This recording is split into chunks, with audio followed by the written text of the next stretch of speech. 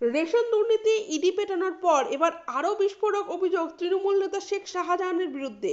এক মাসেরও বেশি সময় হয়ে গেছে বেপাত্তা উত্তর চব্বিশ পরগনার জেলা পরিষদের মৎস্য ও প্রাণী সম্পদ কর্মাধ্যক্ষা শেখ শাহজাহান। হন্য হয়ে চলছে তার খোঁজ, আর এর মধ্যেই একের পর এক মারাত্মক অভিযোগ উঠছে শেখ শাহজাহানের বিরুদ্ধে।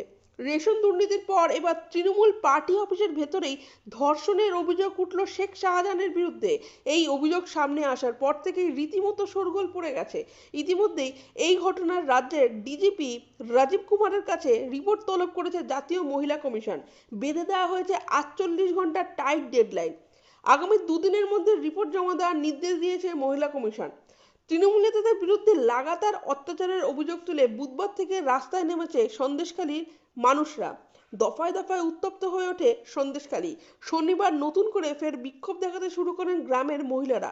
শেখ শাহজাহান এবং তার দুই ঘনিষ্ঠ নেতা শিবু হালদার ও উত্তম সর্দারের বিরুদ্ধে অত্যাচারের অভিযোগে জ্বলে ওঠে গোটা এলাকা।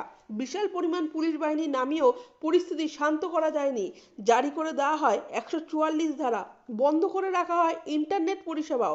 শাহজাহান, শিবু হালদার, উত্তম সর্দার সহ একাধিক নেতাদের বিরুদ্ধে পথে নেমেন সন্দেশখালীর মহিলারা।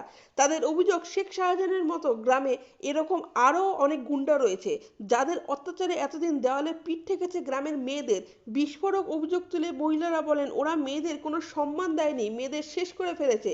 রাত 10:30টার সময় মেয়েদেরকে উঠিয়ে নিয়ে পার্টি অফিস নিয়ে আসতো। দেওয়ালে পিঠ থেকে যাওয়ার শেখ শাহজাহানদের সহ বাকি গুন্ডাদের বিরুদ্ধে একজোট হতে বাধ্য হন সন্দেশখালীর মহিলারা।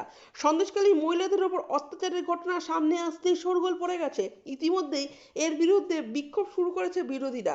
রাজ্যপালের হস্তক্ষেপের আর্জি জানিয়েছে বিজেপি। এই পরিস্থিতিতে এবার জাতীয় মহিলা কমিশনের তদন্তকারী দল বাংলায় আসতে পারে বলে জানা গেছে।